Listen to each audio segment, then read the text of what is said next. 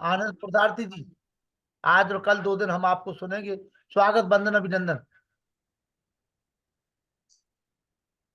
वेदाहमेतं पुरुषं महन्तं आदित्यवर्णं तमसः परस्तात् तमेव विदित्वा मृत्युमेति नान्यः पन्था विद्यते अनाय।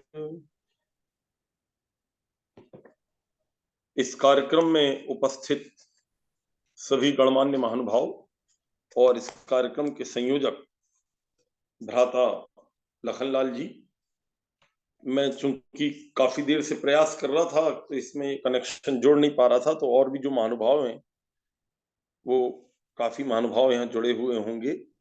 मैं उन सभी का अभिनंदन और स्वागत करता हूं जिन लोगों ने अपना इस कार्यक्रम में आज अपना स्नेह प्रदान किया है। संयोग से आज यहाँ पर भ्राता डॉक्टर व्यास नंदन जी का उपदेश होना था। मेरे पास तो लखनलाल जी का सडनली कॉल आया कि भाई उनका स्वास्थ्य ठीक नहीं है। तो मैंने कहा कोई बात नहीं, बहुत दिन हो गए, आप सबकी सेवा में मैं उपस्थित हो भी नहीं पाया था, तो थोड़ी सी चर्चा मैं आपसे करने का प्रयास करता हूं। जो दुनिया में आश्चर्य हैं, वो आश्चर्य अनेक अनेक प्रकार से लोगों ने उनकी गणना की है, और मैं उनमें अगर आपको गिनाना प्रारंभ करूं तो एक बार एक बेटी जो है एक स्कूल में नई नई पढ़ने गई, और वहां पर खूब सारे बच्चे क्लास में बैठे हुए थे। तो वहां की जो गुरुजी थी उन्होंने कहा कि प्यारे बच्चों, आप लोग बाहर की कॉमिक्स में पढ़ते हैं और माता पिता भी आपको बताते हैं और अनेक प्रकार से आपको सूचना मिलती रहती है। आप सब मिलकर प्यारे बच्चों ये बताइए कि दुनिया में आश्चर्य कितने हैं और वो कौन कौन से आश्चर्य हैं।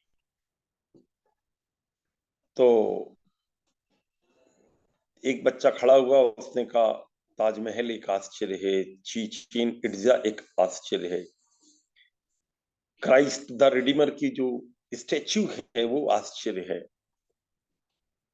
और कोलोसियम आश्चर्य है, चीन की विशाल दीवार आश्चर्य है, माचू और पेत्रा, ये 7 आश्चर्य उसने गिनाए। एक दूसरा बच्चा खड़ा हुआ, बोले देखिए गुरुजी, गीजा को जो महान पिरामिड है वो प्रथम आश्चर्य है दुनिया का, रोड्स का कोलोसस एक आश्चर्य है, अलेक्जेंड्रिया का लाइट हाउस एक आश्चर्य है, हेलिकार्नासस का मकबरा, आर्टेमिस का मंदिर, ओलंपिया में जीस की मूर्ति, वो लटकती हुई ये जो मूर्ति है, इसके अतिरिक्त बेबीलोन के जो बगीचे हैं ये आश्चर्य। सब बच्चे बड़े ध्यान से सुन रहे थे। वो जो नई बच्ची पहली बार उस स्कूल में पहली बारी गई थी, ज्यादा बड़ी उसकी आयु भी नहीं थी, उसने बोला कि ये बात सही है गुरुजी कि ये मेरे बहुत पूरे विश्व के आश्चर्य आपको बताए हैं, लेकिन मैं जो आश्चर्य सोचती हूँ वो थोड़े अलग है। अब सब बच्चे थोड़े आकृष्ट हुए, उन्होंने कहा कि पहला आश्चर्य है कि हम देख सकते हैं, दूसरा आश्चर्य है कि हम सुन सकते हैं, तीसरा है हम किसी वस्तु को, किसी अनुभूति को कर सकते हैं, महसूस कर पाते हैं, चौथा है कि हम हंस पाते हैं। दुनिया में करोड़ों लोग ऐसे हैं जो हंस नहीं पाते। हम प्रेम कर पाते हैं, हम विचार कर पाते हैं, सोच पाते हैं, और हम दूसरे पे दया कर पाते हैं। ये 7 आश्चर्य मेरे हिसाब से होने चाहिए। जो मैम थी उनको बड़ा आश्चर्य हुआ, उन्होंने कहा कि बेटा तुमने इतनी गंभीर बात इतनी कम उम्र में कैसे बोल दी। पता तो हम सबको भी है कि भगवान की कृपा से ये आश्चर्य प्रत्येक मानव को लगभग भगवान ने प्रदान किए हैं। एकाध कहीं कोई समस्या हो, करीब करीब हम देखते हैं, सुनते हैं, महसूस करते हैं, प्रेम कर पाते हैं, सोच पाते हैं, हंस पाते हैं, दया कर लेते हैं, एक दूसरे का सहयोग कर लेते हैं। कि आपके मन में कैसे ये बात आई? उसने कहा कि मैं एकांत में बैठी थी और एक बार मेरी माता जी मुझे कुछ बातें बता रही थी। तब उन्होंने कहा कि बेटा, इन आश्चर्यों पर अगर तुम्हारी दृष्टि रहेगी तो तुम भगवान के प्रति कृतज्ञ बनी रहो। जब अच्छे लोग आपके साथ होते हैं दुनिया के लोगों, तो आपके जीवन के चिंतन को बदलते हैं। और ऋग्वेद के 18वें मंडल अध्याय में तीसरे सूक्त में, 18वें मंडल के तीसरे सूक्त के 22वें मंत्र में एक बड़ी पवित्र बात कही है कि जो अच्छे लोग होते हैं वो अच्छे लोगों की समिति, सभा, उन लोगों की एक सोसाइटी, उनका एक ग्रुप बनाते हैं, फिर वो काम करते हैं। तो परमेश्वर सही बात बताएं तो हम आर्य समाज बहुत चिंता करनी ही नहीं चाहिए, क्योंकि हम सबका जो संगठन है वो मूलतः जिस विचार को लिया हुआ है वो उसी बात को कह रहा है जो वेद मां कह रही है। नंबर 1, सुकर्माणा। सुकर्माणा देवयंतो अयो न देवा जनिमा धमंतः शचंतो अग्निम वा वृधंत गव्याम परिषदम नो अक्र।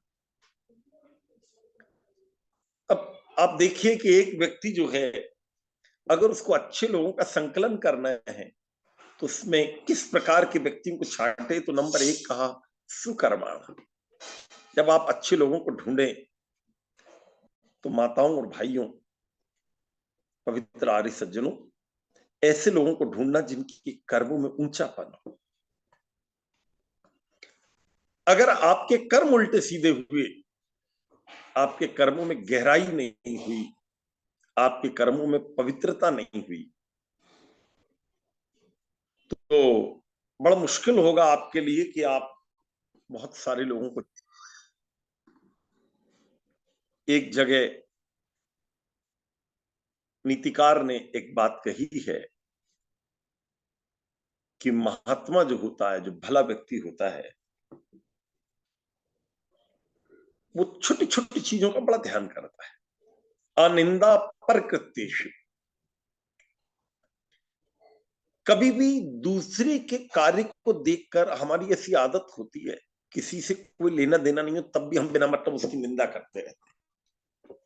जब भाई तुम्हारा लेना देना नहीं, ना तुम उसके आने में न जाने में बिना मतलब किसी की टीका टिप्पणी क्यों कर रहे हैं? लेकिन हमारा स्वभाव ऐसा हो जाता है आर्य सज्जनों। तो नीतिकार कहता अनिंदा पर कृत्येषु स्वधर्म परिपालन। अपने धर्म का परिपालन करना चाहिए पवित्र आर्य सज्जनों। जो भी आपको, ये धर्म का मतलब ये कुरान का या बाइबल का या और जो दुनिया भर के चल रहे हैं, इनका यहां धर्म ना माने। हमारे वर्ण और आश्रम के जो कर्तव्य हैं इनको आप धर्म मानेंगे तो समस्या नहीं आएगी। नहीं तो आजकल धर्म भी बड़ा विचित्र ढंग से प्रयोग हो रहा है। कृपणेश दयालुत्वम। जो व्यक्ति बहुत परेशान है, तकलीफ में है, कष्ट में है, दुखी है, उसके प्रति थोड़ा दयालुता का भाव होना चाहिए। सर्वत्र मधुरा गिरा। भैया बहुत कठोर बोलने की अपनी आदत बदलो। अच्छे लोगों को जोड़ना चाहते हो तो पहले तो अपनी कठोरता जीवन से कम करो, नहीं तो आपकी कठोर वाणी आपके अपने सगे भाई को आपसे दूर कर देगी। आपके जो जोड़ा है या आपका जो जीवन साथी है, आपके पति या पत्नी, आपकी इस कठोर वाणी के कारण हो सकता है वो भी आपका साथ छोड़ दे। और ये तो चलो एक बात हुई कि हम मधुर बोले, लेकिन एक चीज और जीवन में कभी विचार करना चाहिए कि जिसने हमारे ऊपर कभी कोई सहयोग किया है, हमारी सहायता की है, कहीं हमारे कष्टदायक क्षणों में वो व्यक्ति खड़ा हो गया।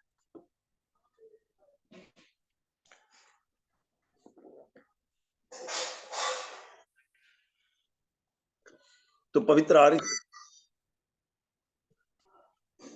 प्राणी अपि उपकारित्वम मित्राय अभिचार्य, शास्त्रकार कहता है ऐसा कोई मित्र हो तो भैया ये ध्यान रखना कि वो तुम्हारे कष्टदायक क्षणों में खड़ा था। तो कभी उसके जीवन में बहुत दिक्कत आ जाए तो तुम खड़े हो। नहीं तो हम आज इतने मतलबी हो गए हैं कि अपने मित्र को भी हम भूल गए। ये बार बार आवाज क्यों आती भैया? हेलो, ये जो ज्वाइन करते हैं इसकी टुन करके आवाज क्यों आती है? मुझे आ रही है, सबको आती है। एक मिनट देखो लखनलाल, किसका माइक खुला है।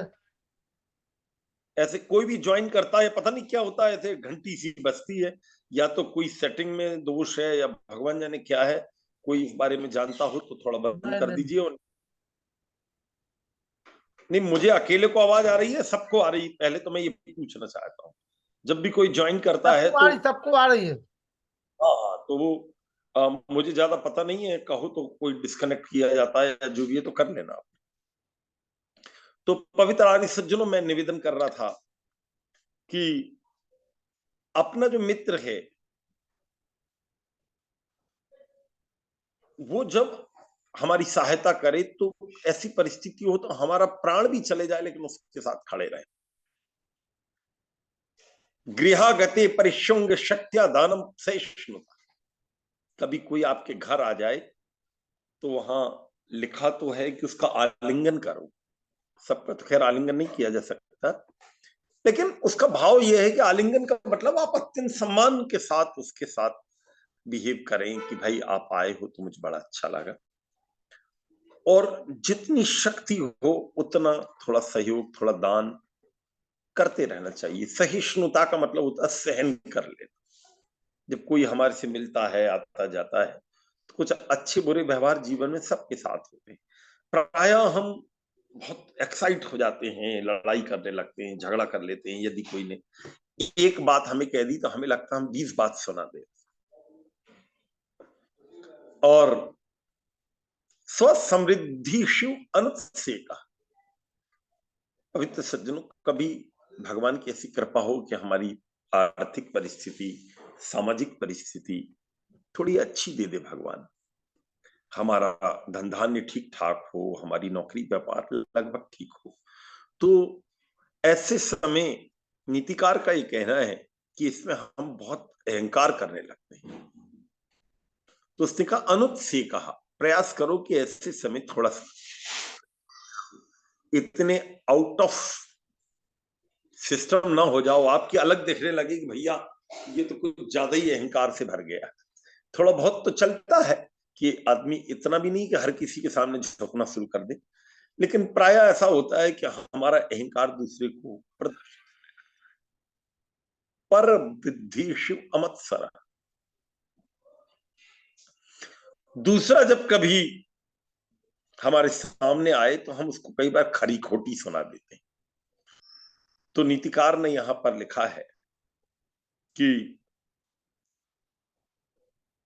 दूसरे की वृद्धि को देखकर ईर्ष्या नहीं करना चाहिए।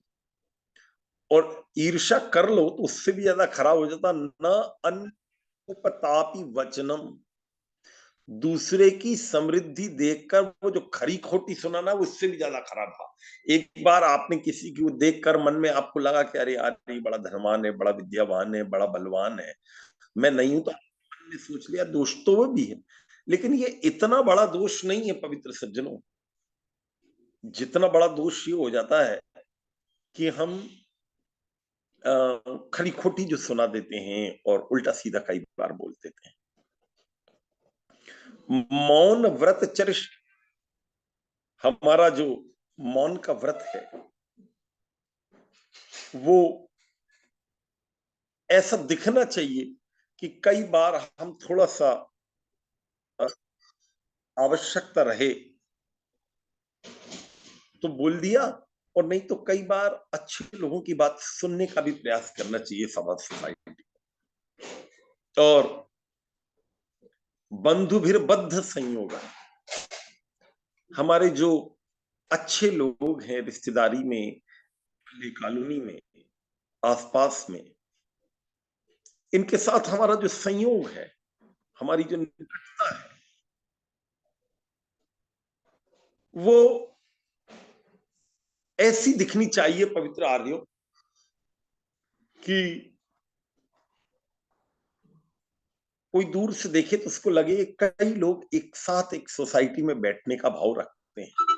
मुसलमान भाइयों की हम लोग बड़ी निंदा करते हैं, लेकिन उनका ये गुण तो मानना ही होगा कि वो एक दूसरे के साथ हमेशा सहयोग का भाव रखते हैं।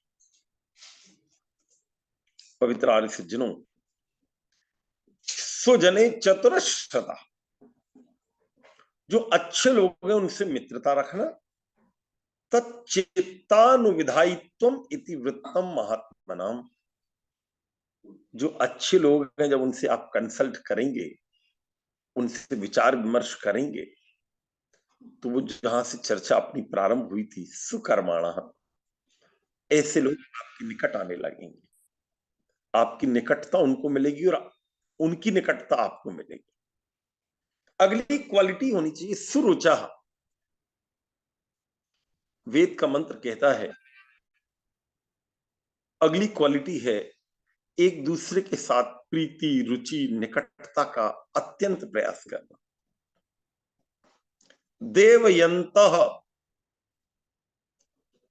जिनमें अच्छे गुण हैं, दिव्य गुण हैं, देवत्व के भाव हैं।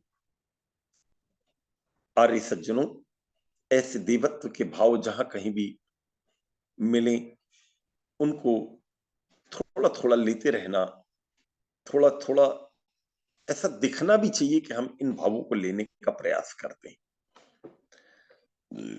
प्राय ऐसा होता है कि हम अंदर से तो चाहते हैं कि कोई बहुत अच्छे लोग मुझे मिलें, मेरी मित्रता अच्छे लोगों से हो, लेकिन ऐसा दिख नहीं पाता सोसाइटी में। ऐसा लगना चाहिए कि ये व्यक्ति उत्तम गुणों को चाहने वाला भाव रखता है। अया न जनिमा धमंता, जब सोना जो होता है पवित्र सज्जनों, इसको तपाया जाता है। जब सोना तपता है ना आर्य सज्जनों, तो निखर जाता है। आज ये जो अपनी पीढ़ी आ रही है, ये थोड़ा तपस्वी कम है। सोने को तपाने का मतलब है जीवन को तपाना। हम अपने आप को थोड़ी देर के लिए स्वर्ण मान लें, तो वो वाली आग में तो हम अपने आप को नहीं तपाएंगे, लेकिन तपस्या की आग में तो हम अपने आप को तपा सकते हैं। द्वंद्वों को सहन कर लेना, बड़े लोगों की डांट को सहन कर लेना, विपरीत स्थितियों को सहन कर लेना, विपरीत भावों को सहन कर लेना, स्वास्थ्य के विपरीत जो अप डाउन्स आते हैं जीवन में, उनको सहन कर लेना। आजकल मैं महर्षि दयानंद का जीवन चरित्र पढ़, तो महर्षि दयानंद जी महाराज जो हैं, उनके जीवन चरित्र में बहुत सारे प्रसंग, चूंकि वो बड़ा लंबा जीवन चरित्र है, स्वामी उन्होंने लिखा हुआ है, सत्यानंद जी महाराज ने। यद्यपि वो आर्य समाजीवाद में नहीं रहे और उन्होंने एक नई विचारधारा खड़ी कर ली थी, लेकिन उन्होंने वो जो पुस्तक लिखी है महर्षि दयानंद के जीवन चरित्र की, उसमें कुछ प्रसंग बहुत मार्मिक लिखे हैं। तो उन्होंने ऋषि दयानंद के अपने आप को तपाने के भी अनेक उदाहरण दिए, और एक जगह उन्होंने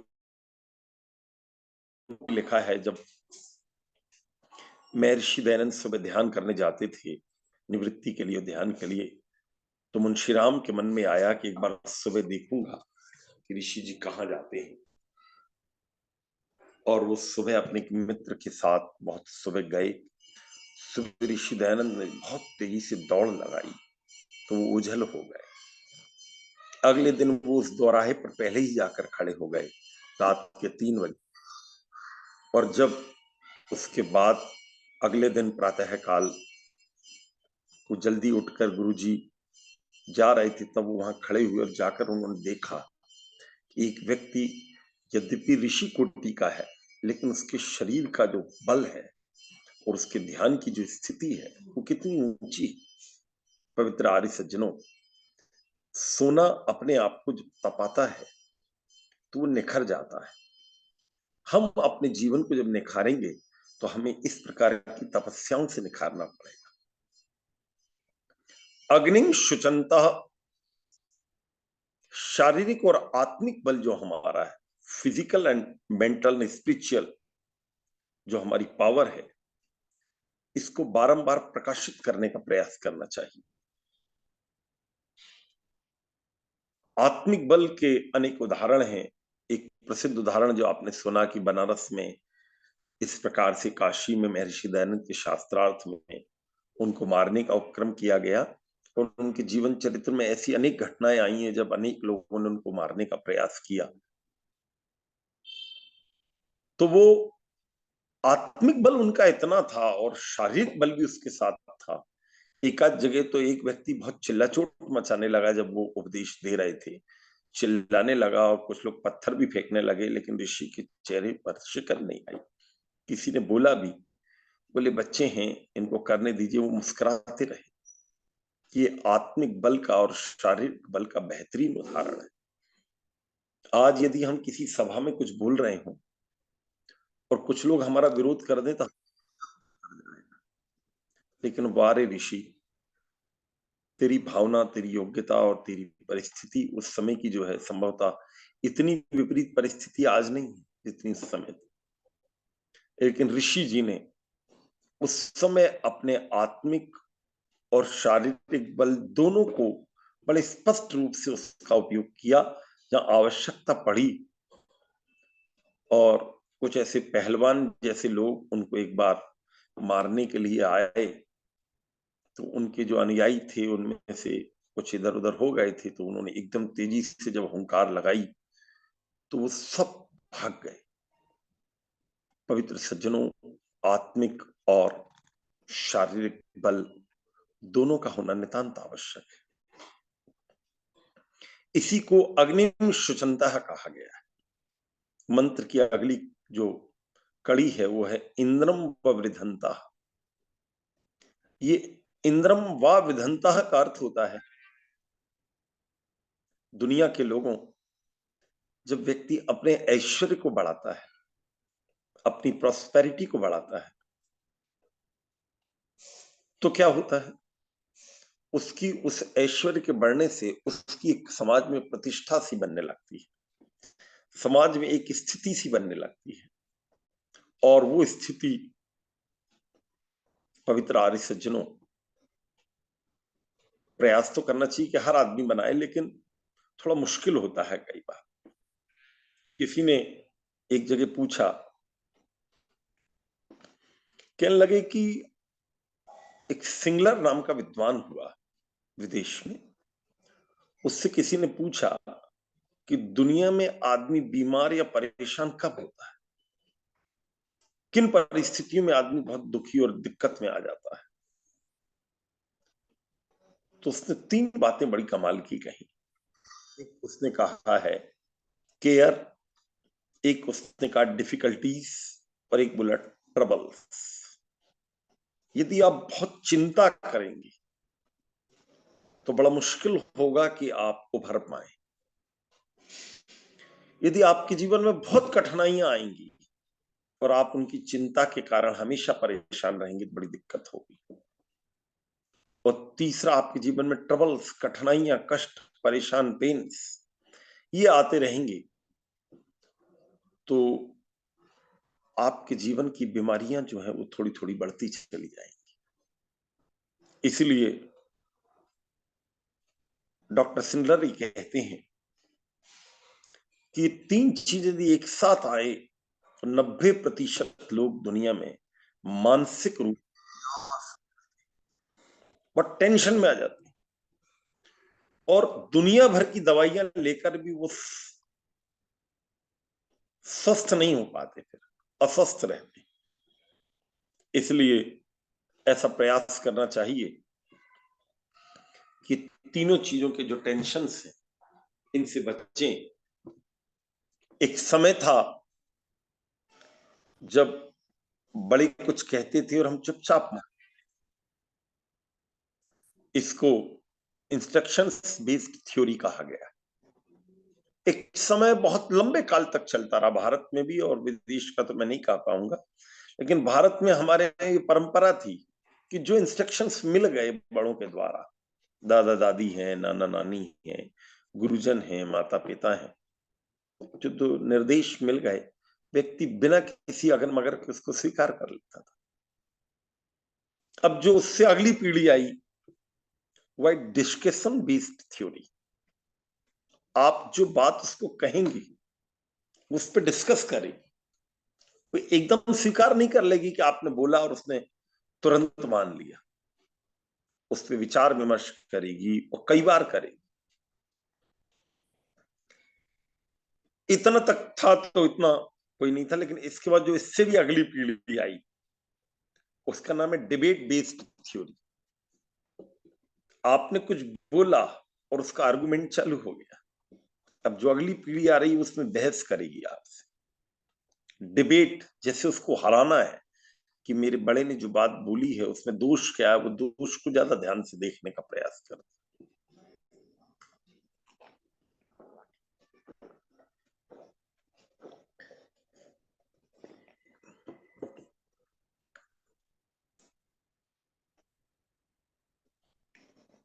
अब थोड़ा सा और आगे चलिए। इससे जो अगली पीढ़ी आई है वो भी बड़ी मजेदार है। वो डिनाई बेस्ड थ्योरी में लगे। आपने कुछ बोला और उसने सबसे पहले मना कर दिया। पहला वाला जो है वो निर्देश को मान रहा था, दूसरा वाला डिस्कशन कर रहा था, तीसरा वाला डिबेट कर रहा है, और चौथा वाला डिनाई कर रहा है। आर्य सज्जनों, ये जो हमारी खंडन की प्रवृत्ति है, ये सोसाइटी के पतन का कारण बनती है। इसलिए जो सिंडलर ने बात कही थी कि हम लोग अधिकांश बीमार जो पड़ रहे हैं, उनका बहुत बड़ा कारण है हमारे जीवन की ये 3 प्रकार की समस्याएं चली आ रही। एक और मैं आपसे कहूं कि यदि आदमी का विचार ठीक ना हो तो कहां से कहां चला जाता है। एक बहुत बड़ी टेनिस की खिलाड़ी थी, उसका नाम था जेम गिलबर्च। वो छोटी सी बच्ची थी, तो उसकी माता जी को एक बार दांतों में दर्द हो गया। तो वो माता जी दांतों के दर्द को सुधरवाने के लिए दंत चिकित्सक के पास गई और उनकी कुर्सी पर बैठी। संयोग ये था कि उनको, जिसको अपन हृदयाघात कहते हैं, हार्ट अटैक, उनको एकदम से हार्ट अटैक आया और वो माता जी की डेथ हो गई। और वो बच्ची उस समय छोटी थी, मुश्किल से 4-5 साल की रही होगी, लेकिन उसके मन में ये भाव बन गया कि जो दांत की कुर्सी पर बैठता है, वो जो चेयर होती है, वो निश्चित मर जाता है। वो 30 साल उसकी उम्र पार कर गई और एक जानी मानी टेनिस खिलाड़ी बन गई। दूर दूर उसका नाम हो गया, लेकिन उसके मन का वो जो संस्कार था, वो स्थायी रूप से जैसे उसके मन में बना रहा। एक संयोग ऐसा रहा कि उसकी दांत में दर्द हो गया। अब उसके मन में तो ये संस्कार था कि मैं बैठी और मरी, उसमें जो बैठता मर जाता है। यद्यपि 30 साल में उसने बहुत दुनिया देखी, सैकड़ों लोगों के दांत में दर्द देखा होगा, लेकिन उसका वो जो बचपन का संस्कार था वो वहां से निकलता नहीं था मन से। आर्य सज्जनों, पवित्र माताओं और श्रद्धालु आर्यों, आप कल्पना कर सकते हैं कि उसको इतनी तकलीफ रही, लेकिन वो डॉक्टर के यहाँ नहीं गई। जब बहुत ज्यादा उसके दांत में दर्द हो गया तो उसकी सहेलियों ने, उसके मित्रों ने, उसके परिवार में जो लोग थे, उन्होंने जबरदस्ती की कि आप ऐसा न कीजिए, आपको जब इतनी तकलीफ है तो डॉक्टर को तो दिखाना। और उसको लेकर वो डॉक्टर के यहाँ पहुंचे। जैसे ही वो उस चेयर पर बैठी, पवित्र सज्जनों, हमारी डर, हमारी चिंता, हमारी निराशा कितना हमारे स्थूल शरीर को प्रभावित करती है, इसका गंभीर उदाहरण है एक जानी मानी जेम गिलबर्च नाम की खिलाड़ी बैठते ही से चली गई, उसकी डेथ हो गई। आर्य सज्जनों, मैं आपसे निवेदन कर रहा था, वेद का ये जो मंत्र है जिस पर हम चर्चा कर रहे थे, वो मंत्र हमें इस बात का संदेश देता है कि एक व्यक्ति यदि उत्तम प्रकार का परिषद बनाना चाहता है, एक उत्तम प्रकार का ग्रुप बनाना चाहता है, एक सोसाइटी का निर्माण करना चाहता है,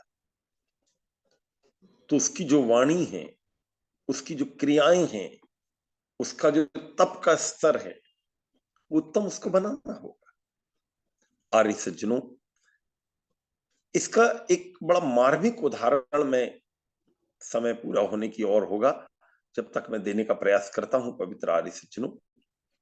एक बहुत निर्धन सी युवती थी, उनका नाम था सिंधु ताई। 14 नवंबर 1947 को उनका जन्म हुआ और वो भीख मांगती थी, और भीख मांगने की भी कहानी बड़ी विचित्र है।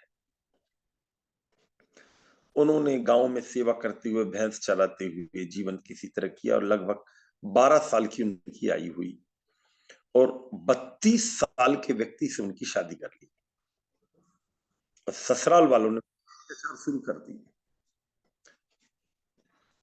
3-4 बच्चे उनके पैदा हुए, लेकिन ऐसी परिस्थिति वहां बनाई गई कि ससुराल वालों ने और पति ने उनके चरित्र पर शक करना शुरू कर दिया। और पति उनकी पिटाई करता था खूब। अब वो बेचारी बड़े कष्ट में, वहां कोई उनको सहयोग देने वाला नहीं, कोई उनका साथी नहीं। भाई मायके वाले तो पहले गरीब थे, उन्होंने इनका विवाह कर दिया था, पति जाने तुम जाने।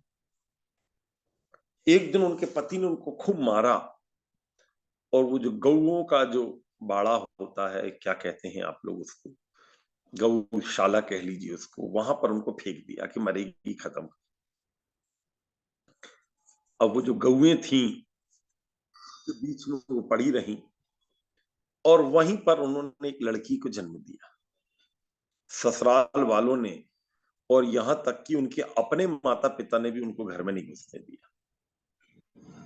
उनको भी पता नहीं क्या पट्टी पड़ा दी गई थी कि ये लड़की ठीक नहीं है, तुम्हारी जो नातन हुई है ये दोष युक्त जीवन से हुई है, तुम्हारी बेटी का चरित्र ठीक नहीं है। बेचारी भीख मांगती रही और वो शमशान में जाकर वहां जो खाना पीना पड़ा रहता वो किसी तरह खा लेती थी। अब चिता के पास कुछ लोग आटा पड़ा फेंक देते थे, रोटियां बनाकर किसी तरह वो वहीं पर कर कुरा के खाती रही। संयोग ऐसा रहा कि आर्य समाज के एक बहुत बड़े संत हुए, उनका नाम स्वामी समर्पणानंद जी महाराज था। वो महाराष्ट्र प्रवचन पे जाते थे, तो वो वहां पर ऐसा संयोग हुआ कि उनका कहीं उपदेश चल रहा था और ये सिंधु ताई अपनी युवावस्था में, जबकि उसकी गोद में वो बच्ची थी, उनका उन्होंने प्रवचन सुना और उनके प्रवचनों में आत्मबल बढ़ाने के ऊपर उन्होंने बड़ा जोर दिया कि शरीर का बल व्यक्ति का अच्छा होना चाहिए, लेकिन यदि तुम्हारी आत्मा में बल हुआ तो मेरी माताओं, मेरी बहनों, मेरे प्यारे बच्चों, भाइयों, तो तुम शरीर के कम बल के बाद भी जीवन में उन्नति प्राप्त कर लोगे। अब ये बात उनके मन में आ गई। दूसरा उन्होंने अपने उपदेश में कहा कि आपकी परिस्थिति क्या है, इससे भी ज्यादा महत्वपूर्ण ये है कि आपका मन क्या है। यदि एक आदमी की परिस्थिति बहुत अच्छी है और वो किसी की सहायता नहीं करना चाहता, तो ऐसे आदमी को धिक्कार है। लेकिन एक आदमी किसी कष्ट में है स्वयं, लेकिन दूसरे को तकलीफ में देखकर वो सहयोग के लिए उद्यत हो जाता है, तो उसका पुण्य भी ज्यादा है और उसके संस्कार भी ज्यादा ऊंचे हैं। ऐसा कुछ उपदेश स्वामी महाराज ने जब दिया, आर्य सज्जनों, आप कल्पना कर सकते हैं एक बार उन्होंने देखा कि वो स्वयं भीख मांग रही है रेलवे स्टेशन पर, वहीं पर कुछ गरीब बच्चे भी भीख मांग रहे हैं। उनके मन में आया कि आज मेरी 30 साल की उम्र है, मैं भिक्षा मांग रही हूँ, बड़ी मुश्किल से मैं अपना जीवन चला पा रही हूँ, इन बच्चों का ख्याल कौन रखेगा, इनका तो कोई भी नहीं दुनिया। आर्य सज्जनों, उन अनाथ बच्चों को ताई ने वहां से उठाया और धीरे धीरे अपनी ममता प्रदान करना प्रारंभ किया। लगभग उनकी लड़की 7 वर्ष की हो गई। पूना में उनको पता लगा एक संस्था है जो गरीब बच्चों का सहयोग करती है। उन्होंने पूना की एक संस्था में अपनी बच्ची को दे दिया कि तुम तो इसको बड़ा कीजिए और मैं जो अलग से कुछ और बच्चों की सेवा करूंगी। अब वो चूंकि थोड़ा मराठी में वो बोलना उनको आ गया था, जब आदमी ठोकरे खाता है तो वो अपनी पीड़ा बताना भी सीख जाता है। धीरे धीरे उन्होंने भीख मांगते मांगते लोगों के बीच में इस बात को रखा कि मैं गरीब बच्चों की सहायता का प्रयास करती हूँ और मेरी सहायता सब लोगों को करनी चाहिए। आर्य सज्जनों, पूना के पास कुंभावलम नाम का एक गांव है। 1994 में उन्होंने ममता बाल सदन नाम की संस्था स्थापित की। बहुत सारे लोग जिनको जानते भी नहीं थे उनका सहयोग करने लगे और धीरे धीरे एक हड़पसर करके जगह पड़ती, वहां पर उन्होंने एक बाल निकेतन स्थापित किया। चिकलदरा नाम की एक जगह है, वहां उन्होंने सावित्रीबाई कन्या हॉस्टल स्थापित किया। नागपुर के पास एक वर्धा नाम की जगह है, वह अभिमान बाल भवन स्थापित किया। ऐसी उन्होंने 10 संस्थाएं गरीब बच्चों के लिए स्थापित की। और इस सज्जनों, गौ सेवा, क्योंकि उनके मन में संस्कार था कि मैं जब बहुत तकलीफ में थी और मेरे पति ने मेरी पिटाई करके मेरी प्रेगनेंसी की अवस्था में जब मुझे बच्चे को जन्म देना था, मुझे गौशाला में फेंक दिया था, तो गायों ने मुझे प्यार किया। अगर वो मुझे सींग मार देती तो मैं मरी जाती। तो उन्होंने गौ सेवा, गोपिका गो रक्षण केंद्र शुरू करवाया। जब उनकी सहायता की योग्यता बढ़ने लगी, लोग उनसे बहुत जुड़ने लगे, तो विदेश के लोग भी उनसे बड़े प्रभावित होने लगे। धीरे धीरे उनका नाम होने लगा, तो उन्होंने मदर ग्लोबल फाउंडेशन स्थापित किया। आप कल्पना कर सकते हैं, वो भिक्षा मांगने वाली सिंधु ताई को 273 पुरस्कार राष्ट्रीय और अंतर्राष्ट्रीय, नेशनल और इंटरनेशनल मिल चुके हैं। आप इससे भी आगे कल्पना कर सकते हैं आर्य सज्जनों, 1050 बच्चे जो हैं, जो बिल्कुल भीख मांगने वाले, गली गली में घूमने वाले, ट्रेनों में कहीं जूते में पॉलिश करने वाले, तो कहीं बेचारे वो नट का जो कर्तव्य दिखाने वाले, तो कहीं गांजा भांग पीने वाले, ऐसे बच्चों को उन्होंने डॉक्टर बनवाया, इंजीनियर बनवाया, प्रोफेसर बनवाया, चार्टर्ड अकाउंटेंट बनवाया। देश विदेशों में उनके द्वारा आश्रय दिए गए बच्चे दुनिया भर में फैल गए। और आप कल्पना कर सकते हैं आर्य सज्जनों, उनके इस उत्तम भाव का परिणाम ये रहा कि वो ऐसा मानती थी जब तक वो जीवित रही कि 207 तो मेरे दामाद हैं, 136 मेरी बहुएं हैं, 1088 मेरे नाती हैं। उनके जीवन पर एक फिल्म भी बन चुकी। 2021 में ये जो नरेंद्र मोदी की सरकार है, इन्होंने सिंधु ताई को पद्मश्री की उपाधि दी और अपने आप को धन्य माना।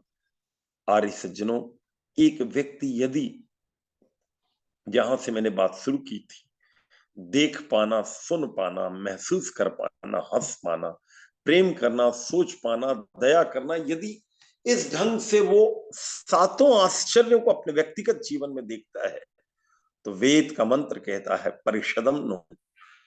ऐसा व्यक्ति जो है बहुत बड़ी, जैसे कहते हैं, एक समिति, सोसाइटी और समाज का निर्माण कर पाता है। सडनली भ्राता लखनलाल जी का आग्रह आया था, मैंने कुछ चर्चा आपके बीच करने का प्रयास किया। मेरे पास ज्यादा ध्यान नहीं, किसी ने ऐसा लिखा है कि हम आपसे कुछ बातें पूछना चाहते हैं। तो अभी थोड़ा समय बचा है 2-4 मिनट का, मैं उन महानुभावों को निवेदन करता हूं कि वो क्या कहना चाहते थे, कौन सज्जन थे, पूछिए क्या कहना है भाई। यहाँ पर तो मुझे दिख नहीं रहा वो जो आपने लिखकर भेजा था, थोड़ा ये मेरा पुराना मोबाइल थोड़ा सा गड़बड़ हो सुखबीर गया था। शास्त्री जी वो पूछ रहे हैं, आचार्य सुखबीर जी, आचार्य जी प्रवचन के बाद हमारी बेटी का कुछ प्रश्न है क्या? आपकी अनुमति है? हाँ बिल्कुल अनुमति है, बुलाइए बेटी को। कौन है पूछिए। बुलाइए बुलाइए बेटी को बुलाइए। आ जाओ नमस्ते बेटा। आचार्य जी। अपना परिचय दो गुड़िया, कहाँ रहती हो? नमस्ते आचार्य जी, हम लोग मुंबई में रहते हैं और मेरा नाम सौम्या आर्या है। कौन सी और क्लास? फिलहाल फिलहाल मैं इंजीनियरिंग कर रही हूँ आर्टिफिशियल इंटेलिजेंस एआई से। Very good deed. बोलिए मुनिया, क्या पूछना है आपको? आचार्य जी नमस्ते, मैं सुखबीर शास्त्री अंधेरी मुंबई से। अरे आप तो मेरे मित्र हो, कैसे हो सुखवीर जी? अच्छा, कभी बढ़िया बढ़िया। ये मैं मॉरिशस और दुबई जा रहा था, तो हमारे सुखवीर जी जो हैं, इनके आर्य समाज में इन्होंने रुकने की व्यवस्था की और बड़े अच्छे से फिर मुझे रात को विदा किया। तो मैं अगले दिन, ये बात है जून जुलाई की बात है। बहुत अच्छा भ्राता जी, गुड़िया से बोलिए क्या कहना है, पूछेंगी? हाँ हाँ, इसके कुछ क्वेश्चन है आपसे, वो पूछना चाहते पूछो मुनिया। आचार्य जी, अभी मैं पापा से थोड़ा डिस्कस कर रही थी आत्मा, परमात्मा और प्रकृति के बारे में। तो उन्होंने मुझे बताया कि आत्मा का परमात्मा से मिलन होता है, साक्षात्कार होता है। तो फिर जब आत्मा का परमात्मा से साक्षात्कार होता है तो फिर उसके बाद वो आत्मा का क्या होता है? अरे मुनिया, तुमने इसका मतलब वैदिक सिद्धांतों को ठीक से पढ़ा नहीं। कोई बात नहीं, कोई नहीं। अच्छा, आपने जिस ढंग से पूछा इसका आपको धन्यवाद। देखो क्या होता है, साक्षात्कार का अर्थ में पहले थोड़ा सा बता दूं क्या होता है। अभी अपन साक्षात्कार का मतलब होते हैं अक्ष ने आंख, किसी को आंख से देखना। भाई मैं इंटरव्यू के लिए जा रहा हूं, साक्षात्कार के लिए, कोई मुझे आंखों से देखेगा, मैं उसको देखूंगा। अपन इसको साक्षात्कार बोलते हैं, बचपन से यही सुना अपन ने। साक्षात का मतलब मैंने आंखों से देखा। लेकिन केवल इसका नाम साक्षात नहीं होता। साक्षात का अर्थ वहां पर दूसरे अर्थ में गया, जब आत्मा और परमात्मा का साक्षात्कार होता है, तब उसके गुणों का साक्षात्कार। उदाहरण के लिए, परमात्मा दयावान है, तो उसकी दया के भाव को मेरी आत्मा से जानने लगेगी जब वो भगवान के साथ उसका मिलन हो। मिलन तो अभी भी है हमारा, ऐसा नहीं कि भगवान कहीं बाहर से आकर हमें मिल जाएगा। भगवान सब जगह, हमारी आत्मा भी उसमें ओतप्रोत है। लेकिन जब हमारा साक्षात्कार होता है, तो इसको आप ऐसा समझो कि जैसे दर्पण के ऊपर किसी ने पानी से ऐसा पोछा लगाया, धूल आ गई, हाँ। तो चेहरा नहीं दिख रहा। तो ऐसे ही हमारी आत्मा, हमारे मन पर हम थोड़ी धूल जमा लेते हैं, काम की, क्रोध की, लोभ की, ईर्ष्या की, देश की, छल की, कपट की, झूठ बोलने की, बेईमानी की, दुनिया भर की झूलें हमने जन्म जन्मांतर में इसमें रखी। तब हमने तो इसको साफ किया, तो हमें उसका साक्षात्कार हुआ। आत्मा का पहले होगा, फिर परमात्मा का हो। तो आत्मा और परमात्मा का साक्षात्कार उतनी देर होगा जितनी देर हम समाधि अवस्था में बैठेंगे। ठीक है, इसको आप ऐसे समझ लीजिए कि आप में कोई विद्वान आए और आप उनके पास थोड़ी देर बैठी, और बैठकर आपने उनसे बातचीत की। 1 घंटा बैठी, उठकर आपने कहा अच्छा बाबूजी, नमस्ते आचार्य जी, स्वामी जी, अब मैं चलती हूँ। और वो अपना चले गए, आप चले गए। तो ये थोड़ी कि आपका साक्षात्कार हो गया तो वो आपका अस्तित्व मिट गया या उसका अस्तित्व मिट गया। आत्मा के परमात्मा के साथ मिलन से दोनों का अस्तित्व अपना बना रहेगा। आत्मा तो वैसे भी नष्ट नहीं होती, और शरीर के भी नष्ट होने का कोई सवाल नहीं उठता। साक्षात्कार के मतलब उतनी देर अनुभूति हुई, अब मुझे खाना भी खाना है, मुझे नहाना भी है, मुझे उठना भी है, मुझे आना जाना, धंधा पानी कुछ तो करेगा वो व्यक्ति। ऐसा थोड़ी एक बार साक्षात्कार में बैठ गया तो 24 घंटे ही बैठा रहेगा। तो जब आप उठोगे तब दिनचर्या के काम करोगे, और जब आप बैठोगे तो फिर साक्षात्कार होगा। लेकिन साक्षात्कार की स्थिति और लेवल अलग अलग होती है। इसको थोड़े और अच्छे शब्दों में बताऊं, एक ही वस्तु को कई लोग देखते हैं, सबकी दृष्टि अलग अलग होती है, वस्तु वही रहती है। जैसे अपन लोग ट्यूबलाइट देखते हैं तो अपने कोई खास फर्क, हाँ भाई ट्यूबलाइट बड़ी अच्छी है। लेकिन एक इंजीनियर जो इलेक्ट्रिसिटी का सब्जेक्ट पढ़ा हुआ है, जब वो उसको देखता ट्यूबलाइट को, तो उसकी दृष्टि बदल जाती है। ट्यूबलाइट तो वही की वही रहती है। व्यापारी जब ट्यूबलाइट को देखता है तो वो व्यापार की दृष्टि से देखता है। और आपकी किसी से लड़ाई हो गई, वहां ट्यूबलाइट का डंडा पड़ा हुआ था, आपने सोचा अरे मेरे पास तो कुछ नहीं, इस डंडे ही से मार दूंगा मैं, तो वो डंडा वहां ट्यूबलाइट जो है, वहां पर अपन ट्यूबलाइट की दृष्टि से ट्यूबलाइट को नहीं देख रहे। हेलो, आप कट गई क्या बीच में? हेलो, है जुड़ी है, आप बोलिए, जुड़ी है, जुड़ी कट गया उनका, एक मिनट। नहीं कटा, जुड़ी है। है, सुनाई दे रहा है आचार्य जी, है हम लोग जुड़े हुए हैं। गुड़िया को कंटिन्यू कीजिए, एक बार चेहरा दिख रहा था, चला गया। जी मैं सुन रही हूँ। हाँ, लखनलाल जी उनके ऊपर कर दीजिए फोकस, आपका अलग कर दीजिए। लखनलाल जी अरे आप बोलिए, हो रहा जी।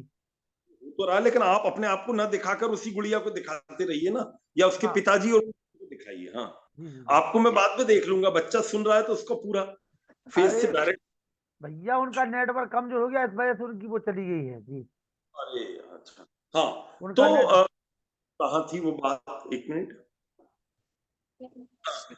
एक समझने वाले का तरीका अलग अलग होता है। परमात्मा को जब हम साक्षात्कार करेंगे तो हम अपनी योग्यता से उसका साक्षात्कार करते हैं। वो तो जैसा है वो बिल्कुल वैसे ही रहेगा, उसमें कोई परिवर्तन नहीं होगा। लेकिन हमारा स्तर जितना ऊंचा रहेगा, हम उस स्तर से उसका साक्षात्कार करेंगे, और सबके आनंद की अनुभूति भी अलग अलग होगी। जो जिस योग्यता का होगा उसका आनंद उसको,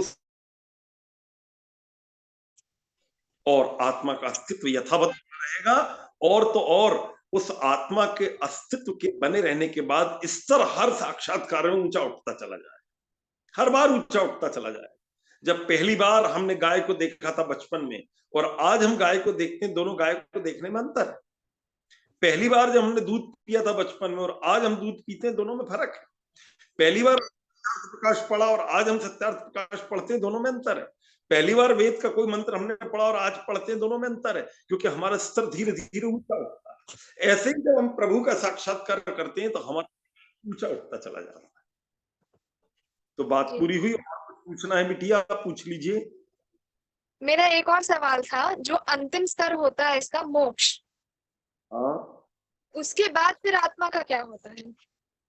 आत्मा का तब भी नष्ट तो तब भी नहीं होती वो। अगर आप मान लीजिए आग जल रही है कहीं, और एक लोहे का गोला आपने वहां 2 घंटे के लिए डाल दिया, गोला आग से पूरा ओतप्रोत हो गया। जी ओतप्रोत होने के बाद जब वो पूरा ओतप्रोत हो गया, उसके बाद 2 घंटे बाद आपने उस गोले को बाहर निकाल लिया। तो ऐसे मोक्ष में हमारी आत्मा गई, और 31 नील 10 खरब 40 अरब वर्षों तक हम परमात्मा के आनंद में विचरण करते रहे। देश देशांतर की यात्रा, इतना तक बताते हैं, सूर्य में, चंद्रमा में, अग्नि में, समुद्र में, जहां जहां आत्मा जाएगी उसकी जहां इच्छा हो जा सकती है। 24 प्रकार की आपको प्राप्त होंगी। उसकी क्वालिटी ये भी ध्यान रखना, सब लोग आत्मा की अनुभूति अलग अलग करें, सब आत्माएं अलग भगवान की करेंगे। भगवान तो समझ समुद्र है, जब उसके अंदर हम अपनी योग्यता से आनंद की अनुभव, कोई मान लीजिए साइंटिस्ट योग्यता वाली आत्मा थी, उसने भगवान का साक्षात्कार किया, तो वो साइंस की चीजों में रुचि ज्यादा है, तो वो उस ढंग से आनंद लेगी भगवान का। किसी को दूसरे ढंग से लेना, कोई संगीत का है तो संगीत का लेगा। भगवान के अथाह सागर में तुम आनंद लेते रहो, और जब वो अवधि तुम्हारी पूरी हो जाएगी, then you will come back to this earth, this world, अब वापिस लौटेंगे। तो फिर से वो साइकिल चालू होगा। साइकिल क्यों चालू होगा, उसका ऋषि दयानंद ने उत्तर बहुत अच्छा दिया। आप चाहें तो मैं बता दूं, अगर आप संतुष्ट हो गई हैं तो बिल्कुल। बता दूं क्या? हाँ हाँ। उन्होंने, किसी ने बोला कि जी एक बार भगवान का साक्षात्कार हो गया तो हो गया, बात खत्म हो, हमेशा के लिए भगवान के आनंद में रहेंगे। ऋषि दयानंद का नहीं, ये विश्व के पहले महापुरुष हैं जिन्होंने इतनी गंभीर, हजारों साल में इतनी बड़ी बात की थी। उन्होंने कहा कि जितना आपकी योग्यता थी और जितना आपने कर्म किया था, उसका अनंत फल परमात्मा कभी नहीं देगा। मैंने 100 रुपए की मेहनत की तो 100 रुपए का आनंद मुझे मिल गया, लेकिन 1 करोड़ रुपए का आनंद थोड़ी मिलेगा मुझे। भगवान पे तो मान लीजिए 1 करोड़ का आनंद है, मेरा 500 रुपए का प्रयास है तो 500 का तो देगा भगवान। तो आत्मा की इतनी सामर्थ्य नहीं है कि अनंत काल तक वो ईश्वर के आनंद में रह ले।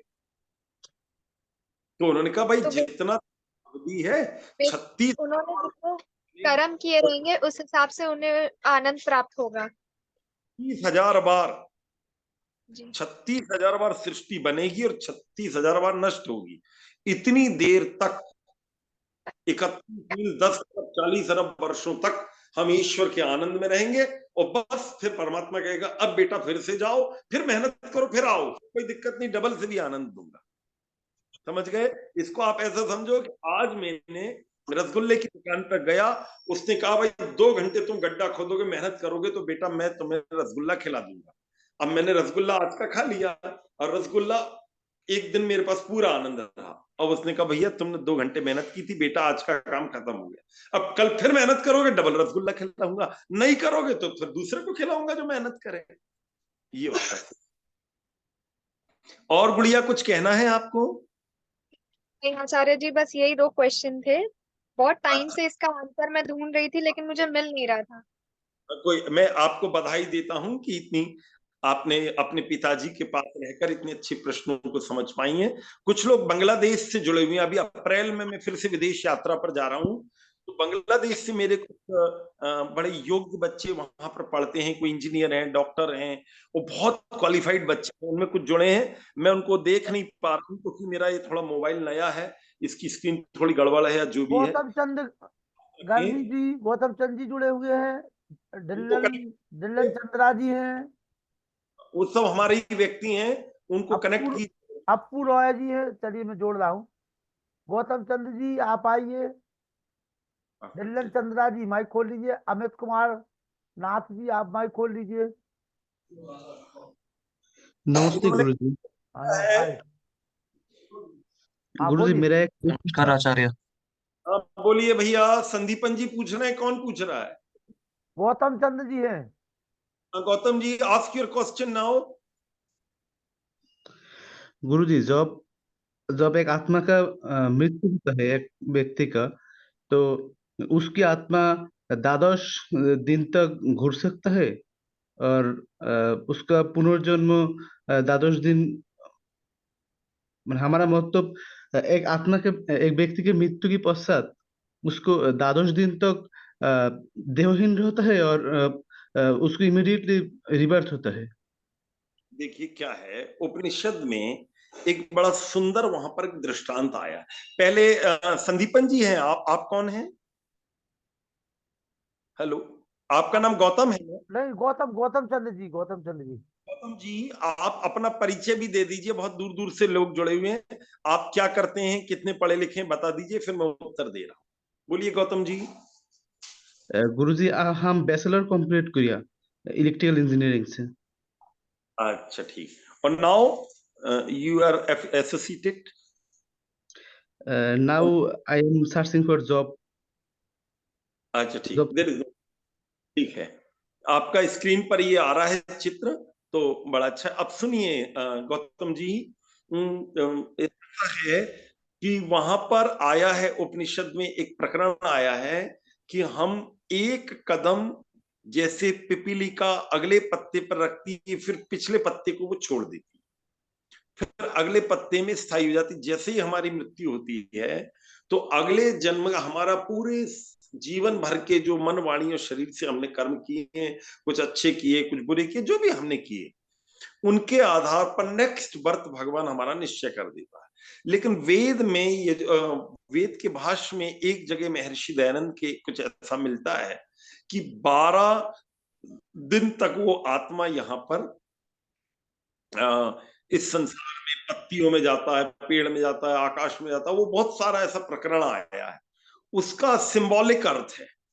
यदि हम ऐसा मानेंगे कि 12 दिन तक आत्मा यहीं रहता है, तो ये बात कुछ कम जमती है। तो कुछ विद्वानों का कहना है कि वहां पर 12 क्षण मान लें, वैसी परिस्थिति मान लें, मन की स्थिति मान लें, और उसको ऐसा ना माने कि पूरे 12 डेज वो बाकायदा यहाँ रहता है। ऐसा करके विद्वानों के 2 प्रकार के विचार उसमें हैं। आचार्य सत्यजीत जी ने इसका बहुत अच्छा समाधान किया है, वो आपको ज्यादा पसंद आएगा, वानप्रस्थ आश्रम वालों ने। मैंने उसको सुना, वो उनका थोड़ा निकट है, वो आपको बेटर लगेगा। सामान्य रूप से मानिए कि जैसे ही हम मरते हैं तुरंत हमारा करीब करीब बहुत कम क्षणों में हमारा अगला जन्म हो जाता है।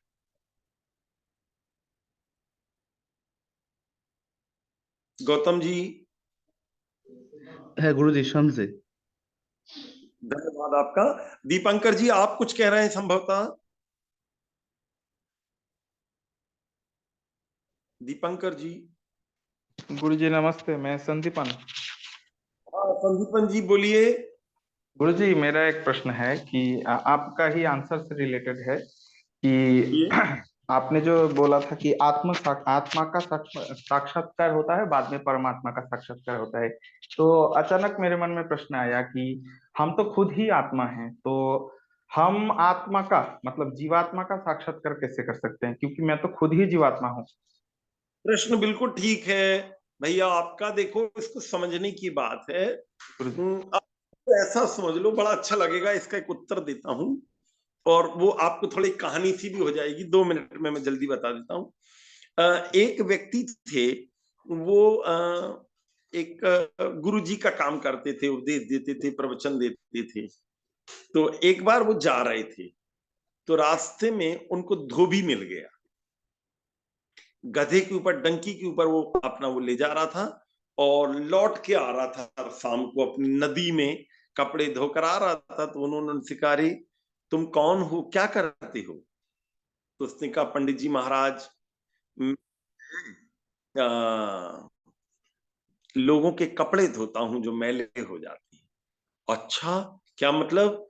बोले, गांव में लोगों के कपड़े मैले हो जाते हैं, तो वो मेरे घर दे जाते हैं और उनको मैं उनको अगले दिन सुबह निकलता हूँ और वहां पर धोता हूँ और उसके बाद अगले दिन उनको दे देता हूँ तैयार करके। गांव से मेरी जीविका चल जाती, मेरा काम चल जाता, ये मेरा ऑक्यूपेशन। तो उन्होंने उनसे कहा कि तुम्हारे अपने कपड़े कभी तुमने देखे? तो कहने लगे, क्यों सरकार, क्या हो गया? कहने लगे, तुम्हारे अपने कपड़े तो नहीं, उनको क्या नहीं धो पाते हो क्या? तो उसको बड़ा दुख हुआ। उसने कहा, बाबूजी मैं क्या बताऊं महाराज जी, सुबह जल्दी अंधेरे में मैं निकल जाता हूं और दोपहर में देवी जी आ जाती हैं, दिन भर कपड़े धोना पड़ते हैं, तो कपड़े पहनने का ही मौका नहीं मिलता। फिर थोड़ा आता हूं तो शाम को इतना फिर ध्यान नहीं होता, धूल धक्कड़ में आ जाता हूँ, सुबह फिर किसी तरह। तो ऐसा कभी अपने कपड़ों पर मैंने ध्यान नहीं दिया कि मेरे कपड़े अच्छे हैं कि गंदे। फिर उसने कहा कि पंडित जी आप क्या करते? तो उसने बोला कि मैं लोगों के मन को धोता हूं। गुरु जी ने कहा, तो उन्होंने कहा, महाराज कभी अपने मन को देखा कि नहीं देखा? पंडित जी को काटे तो खून नहीं। पंडित जी हक्का बक्का रह गए। पवित्र भैया, तुम्हारे प्रश्न का यही उत्तर है जो आप पूछ रहे हैं कि हमारी जो आत्मा है ना, हम उसको कभी देखते थोड़ी है।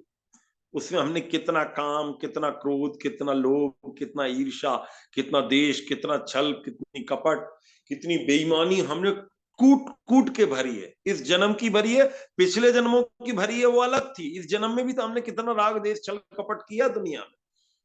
तो ये हमारी आत्मा को ही हमने बहुत गंदा कर दिया। आत्मा को हम इतना गंदा कर देते हैं, इतना गंदा कर देते हैं कि वो आत्मा जो है अपने आप को जैसे भूल सी जाती है।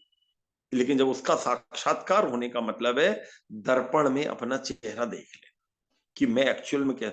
आत्मा के साक्षात्कार मतलब है आत्मा और प्रकृति का जो पृथकत्व है, उसमें जो दोनों के बीच में अंतर है, इसको रियलाइज कर ले। एक छोटी सी बात 2 मिनट की बोल दूं, टाइम ज्यादा हो रहा है। लखन भाई साहब बोलेंगे, गुरुजी आपने लंबा खींच लिया, एक 2 मिनट की बात बोल देता। नहीं नहीं गुरुजी, जितने बाहर से लोग जुड़े हो उनको प्रश्न पूछने का मौका दीजिए, कोई बात नहीं है, 10-15 मिनट लेट हो जाएगा कार्यक्रम। तो मेरे यजमान लोग हैं, बहुत प्रेम करते हैं, बहुत क्वालिफाइड बच्चे हैं ये। इन लोगों को हिंदी कम आती है, धारा प्रवाह अंग्रेजी में बात करते हैं। इनके वहां जाओ तो इनके एक बॉस हैं, वो बहुत बड़े डॉक्टर हैं, और इनके पूरे ग्रुप में बहुत क्वालिफाइड बेटे हैं, बेटियां हैं, बहुत समझदार बच्चे हैं। पिछली बार मैं गया था इनके यहाँ, इतने श्रद्धालु बच्चे हैं ये कि आप इनसे मिलकर दंग रह जाएंगे। हाँ, तो मैं ये कह रहा था कि आत्मा और बुद्धि, एक जगह वहां योग दर्शन में प्रश्न उठाया गया है। आत्मा और बुद्धि हम दोनों को एक ही मानते हैं। आप कहेंगे जी हम तो नहीं मानते, हम तो खुद कहते हैं मेरी बुद्धि अलग है, मेरी आत्मा अलग। नहीं, हम दोनों को एक ही मानते हैं। अगर हमसे कोई पूछे आप कौन हो, तो हम ये कभी थोड़ी कहते हैं हम आत्मा।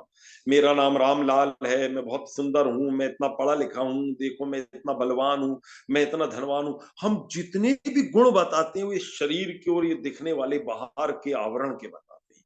हमारे मन में 24 घंटे में कभी नहीं आता कि मैं ना स्त्री हूं ना पुरुष हूं, ना लंबा हूं ना नाटा हूं, ना गोरा हूं ना काला हूं, ना पढ़ा लिखा हूं ना अनपढ़ हूं। मेरी आत्मा तो शुद्ध निर्मल है और मैं एक्चुअल में आत्मा, ये हमारे मन में कभी नहीं आता। हम हमेशा हमारी जो आइडेंटिटी है वो आइडेंटिटी शरीर की आइडेंटिटी में हम जीते हैं। हमें कोई कहे कि आप स्त्री नहीं हो, आप पुरुष नहीं हो, आप बच्चे नहीं हो, आप बूढ़े नहीं, हम मानेंगे ही नहीं। हम कहेंगे देखो साहब मैं तो इतना हूं, मेरी ये उम्र है, मेरा इतना समय निकल गया, अब इतने दिन और जीना। हमारे मन में कभी नहीं आता कि वो जो ओरिजिनल मेरी आत्मा है वो कभी ना मरती है, ना बूढ़ी होती है, ना जन्म लेती है, ना जवान होती है, ना बच्चा होती है। आपको पता है चींटी के अंदर जो आत्मा है वो हमारी आत्मा के बिल्कुल इक्वलेंट है। कभी हमारे मन में आता है कि कुत्ते में जो आत्मा है, गाय में जो आत्मा है, बिल्कुल एक जैसी है। हम इतने कभी विचार ही नहीं करते, 24 घंटे हम भूले रहते हैं इस संसार में अपने आप। तो फिर कैसे हमारा साक्षात्कार होगा? साक्षात्कार का मतलब है वो अपने मन का लेवल बना लेना कि भैया मेरी आत्मा और मैं, मेरी आत्मा और मेरा शरीर दोनों डिफरेंट है, एक नहीं है। वो तो नॉट सेम। हमारा शरीर जो है वो नॉन इंटेलेक्ट है और आत्मा हमारी इंटेलेक्ट है। तो कुछ समाधान हुआ भैया? आपका क्या नाम है आपका? जी गुरुजी, संदीपन। संदीपन जी। हाँ गुरुजी, समझ में आ गया।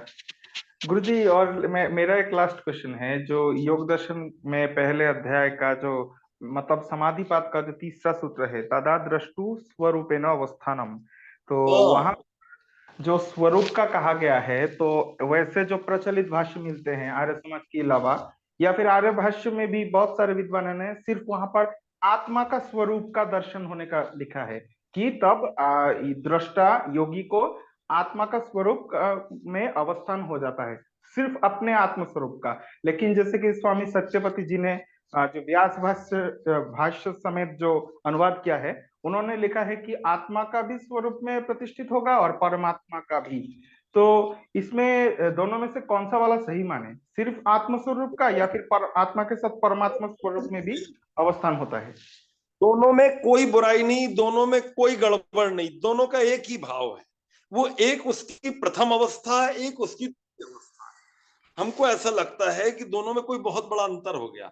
महर्षि दयानंद ने उसको परमात्मा परक ले लिया है, हमारे गुरुजी सत्यपति जी महाराज ने उसको आत्म परक ले लिया है। एक्चुअल में कंडीशन वही की वही है भाई। जब तक आप आत्मा को नहीं जानोगे तो भगवान को कैसे जान लोगे? पहली स्टेप अपन चढ़ते हैं किसी बिल्डिंग में चढ़ने के लिए, तब दूसरी स्टेप पर पहुंच पाते हैं हम। हमने पहली सीढ़ी तो चढ़ी नहीं और हमने कह दिया हमने दूसरी सीढ़ी चढ़ ली, तो भैया वो चढ़ ही नहीं पाओगे। आप बोलते रहो मन में, कुछ भी सोचते रहो आप। ठीक है जी गुरुजी। जी गुरुजी, तो मैं उदाहरण, एक उदाहरण याद आ गया गुरुजी, आपका उत्तर के साथ सिमिलर है। आचार्य सत्यव्रत सिद्धांत अलंकार ने अपने उपनिषद के, मांडुक्य उपनिषद के भाष्य में एक जगह पर उन्होंने उदाहरण दिया है कि जैसे एक बच्चा अगर पूछे कि सागर कैसा है, तो हम लोग एक झील या फिर तालाब को दिखाकर कहते हैं कि ये तालाब जब 1000 गुना बड़ा हो जाएगा तब इसको सागर कहते हैं। उसी तरह पहले मांडुक्य उपनिषद में जीवात्मा का जागृत, स्वप्न, सुषुप्ति और तुरीय अवस्था को समझाया गया है। उसी के उदाहरण के माध्यम से परमात्मा का जो जागृत, स्वप्न, सुषुप्ति और तुरीय अवस्था है उसको समझाया गया है। मतलब आत्मा को जाने बिना परमात्मा को नहीं जाना जा सकता। ठीक बात है, मैं वही तो आपसे निवेदन कर रहा हूं कि फर्स्ट गुरुजी। स्टेप का है और कोई ज्यादा अंतर नहीं है उसमें। जी गुरुजी। आप काम को यहां से पकड़ लो या घूम के पकड़ लो, बात तो वही की वही है। जब तक मेरी आत्मा को मैं नहीं जानूंगा तब तक मैं परमात्मा को कभी नहीं जान पाऊंगा। लेकिन यहाँ पर पौराणिक लोग कुतर्क करते हैं कि सूत्र में आया है ये स्वरूपेण अवस्थानम, स्वरूप का मतलब है अपने रूप में अवस्थान, स्वरूप। तो यहाँ पर तुम आर्य समाजी लोग परमात्मा को क्यों घुसेड़ देते हो? सूत्र में तो ऐसा पतंजलि ने नहीं लिखा कि यहाँ पर परमात्मा का साक्षात्कार होता है, तो ये प्रश्न उठाते हैं। का अंतर है भैया। वो महर्षि दयानंद ने जो लिखा है वो परमात्मा परक लिखा है।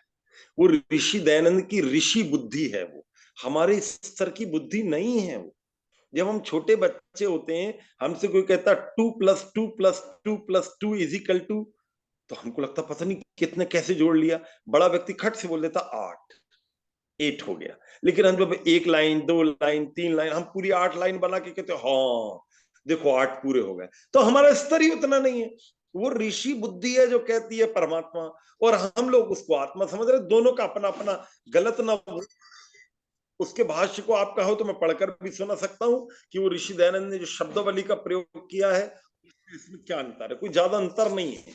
स्वामी सत्यपति जी महाराज ने वहां लिखा भी है कि वहां पर जो भाव है वो ऋषि जी के इस प्रकार के हैं, गलत है ना ये गलत। ओके गुरु जी, धन्यवाद। गुरु जी, 12 दिन के बाद जो जन्म को लेकर जो सत्यजीत मुनि जी का जो आपने मत कहा, वो मेरे को स्पष्ट नहीं हुआ। उसको जरा थोड़ा दोबारा रिपीट करेंगे? सत्यजीत मुनि ने क्या कहा है समाधान? क्या है, उन्होंने क्रॉस एग्जाम काफी लंबा किया है। मैं प्रयास करूंगा कि आपको उसका लिंक भेज दूं। आप एक बार उसका उनका पूरा प्रवचन सुन लीजिए। जब एक बार आप पूरा प्रवचन सुनेंगे ना तो उसके जितने प्रश्न पूर्वापर उठे हैं सबका उत्तर एक साथ आ जाएगा। अभी मैंने मोटे रूप से आपको बता दिया कि मैं ये मानता हूं कि मृत्यु के तुरंत बहुत कम क्षणों में, इतने कम क्षण हैं, तुरंत अगला जन्म हो जाता है। मैं उपनिषद के उस भाव को ज्यादा मानता हूं। अब ये जो 12 दिन वाली बात है जो अपन वेद भाष्य में पढ़ते, ये थोड़ी ऑर्नामेंटल है। इसका अर्थ जो है उसके विपरीत नहीं है। उसको केवल समझने में थोड़ा सा हम 19-20 हो रहे हैं। उसको बस हल्का सा ये समझना है कि वो 20 का स्वामी विवेकानंद जी ने उसको अपने ढंग से कहा है, रोजड़ वाले जो है इन्होंने अपने ढंग से कहा। एक बार आप उनका वो सुन लीजिएगा, फिर कोई बात होगी विचार कर लेंगे उसको। ज्योति जी, ज्योति जी, डिल्लन चंद्र जी,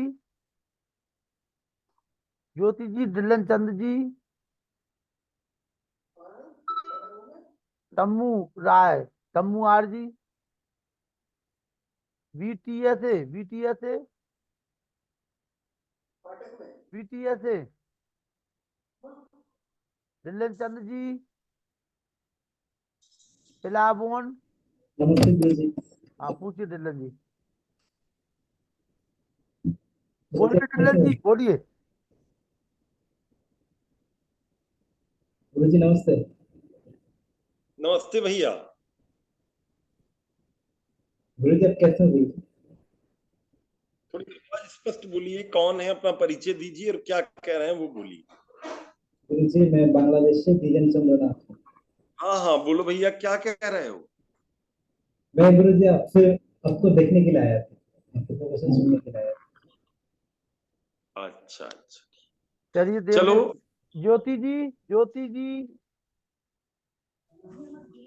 नमस्ते गुरुजी। मुझे हिंदी नहीं आता है। मैं बांग्लादेश से हूँ। बोलिए क्या क्वेश्चन आप है? आप you like to ask any question? अच्छा, श्योर।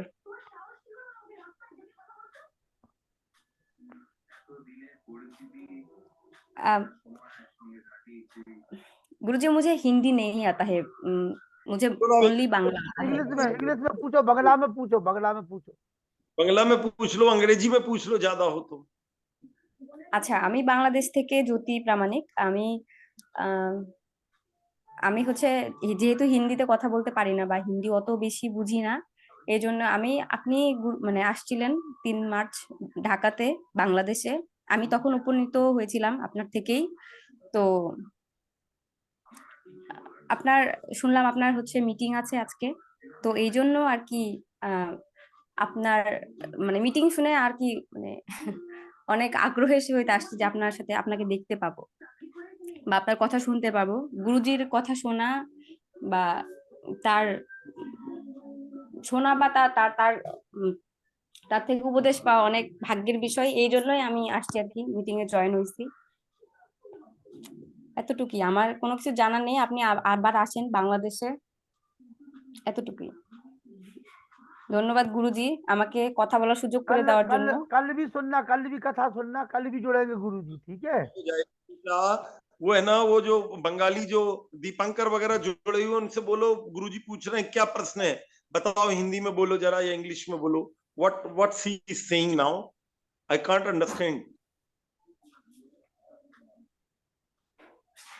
चलिए अब कल पूछते रहेंगे। समय भी थोड़ा ज्यादा हो गया है। हाँ कल चलो पूछे कल। बाद एक तो आप लोकल से भारत से भी बहुत सारे लोग जुड़े और विदेश में ये लोग सब जुड़े इतनी दूर से, मैं उन सबका अभिनंदन करता हूँ। आगे भी आप लोग जरूर इसमें जुड़िएगा। मनीषा जी भी जुड़ी हैं लखनऊ से, इधर विमलेश जी हमारे जुड़े हुए हैं, इसके बाद तन्मय जी जुड़े हुए हैं, सुखबीर तो हमारे मित्र भाई साहब जुड़े ही थे बंबई से, गुड़िया ने भी प्रश्न पूछे, मल्होत्रा भाई साहब कई बार जुड़े कई बार कटे, राम गोपाल राजपूत जी जुड़े हुए हैं, प्रेम सचदेवा जी, और इसके बाद ज्योति प्रामाणिक जी, दयानंद आर्य जी जुड़े हुए हैं, और भी हमारे सियाराम जी कई बार जुड़े, किशोर भाई साहब जुड़े। मैं सभी का बहुत बहुत अभिनंदन करता हूं। पंडित चंद्रशेखर शर्मा जी का भी आशीर्वाद मिला है, अगर वो ग्वालियर वाले हैं तो वो तो हमारे नहीं बुजुर्ग ये राजस्थान वाले हैं, और सुदेश चौरसिया जी हमारे जुड़े हुए, सुदेश चौरसिया जी मेरे शिष्य हैं, ये तो दमोह से जुड़े हैं, आर्य समाजी हैं, ये तो आते रहते हैं, बहुत प्रेम रखते हैं। ये सभी लोगों का मैं अभिनंदन करता हूँ। और भ्राता गणेश सिंह जी बांग्लादेश। हाँ, ये तो सब मेरे अपने ही हैं। बांग्लादेश में गया था, इसमें एक एक व्यक्ति मिला था, अब जाऊंगा डबल से ये लोग मिलेंगे, कल भी ये लोग जुड़ेंगे। तो बांग्लादेश में इसको कंप्लीट कर दिया गया है। तो हम वैदिक धर्म के गणेश जी बोलिए, गणेश जी बोलिए। नमस्ते गुरुजी, मैंने बहुत दिन से आपको देखा नहीं है, तो आज जुड़े हैं आपसे, आपको देखने के लिए। तो कोई नहीं, आप ही तो मुझे लेने आए थे एयरपोर्ट पर, वही हो ना? जी जी गुरुजी, मैं तो पहली बंदा था जो आपको एयरपोर्ट पे मिले थे। आप बहुत श्रद्धालु, आपका पूरा जी गुरुजी, मैंने तो शादी कर ली, जनवरी की 30 जनवरी को मैंने शादी कर ली, तो नया जीवन का एक शुरुआत हुआ है, तो आपसे आशीर्वाद चाहता हूँ। गणेश जी, आप करते क्या, पढ़ाई क्या की है आपने? मैंने इंजीनियरिंग किया हुआ है, इलेक्ट्रिकल इंजीनियर, अभी मैं जॉब कर रहा हूँ। बहुत योग्य और अच्छे हो, सबको बहुत बधाई और धन्यवाद। कल भी जुड़ जाना भैया, हैं भारत के 8 ठीक है गुरुजी। 8:30 बजेगा, तो यहाँ तो 7:45 शुरू कर देते हैं लखनलाल भाई साहब। यही वो रहेगा जो आज इन्होंने वो दिया ना लिंक, वही लिंक कल भी देख लेना। कल भी वही लिंक रहेगा वहाँ, और हमेशा वही लिंक रहे, हमेशा 7:45 जुड़िए, भारत के समय पे 7:45 हमेशा। ठीक है गुरुजी, गुरु जी नमस्ते आते गुरुजी। रहेंगे। आइए शांति पाठ करते हैं।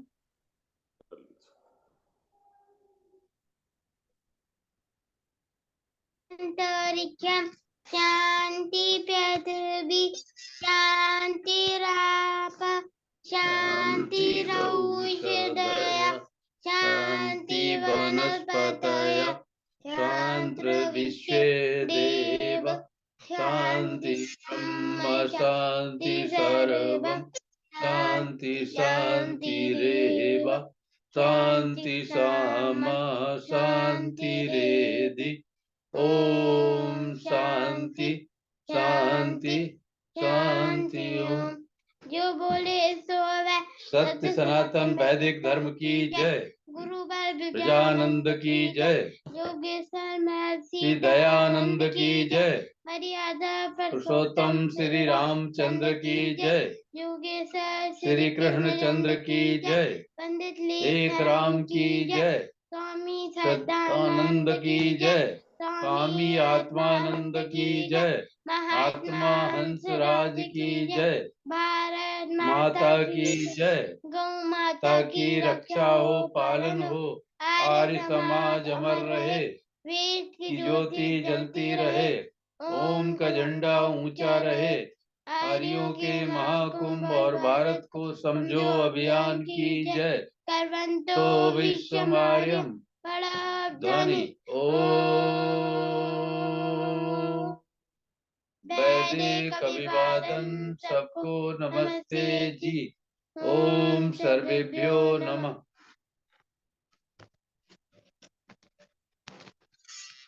बहुत बहुत आभार आचार्य प्रसाद जी, सभी बांग्लादेश से जुड़े हुए आर्य भक्तों का। शुभरात्रि, कल मुलाकात करते हैं। आनंद प्रसाद जी को आप सुनेंगे। सभी को सादर नमस्कार।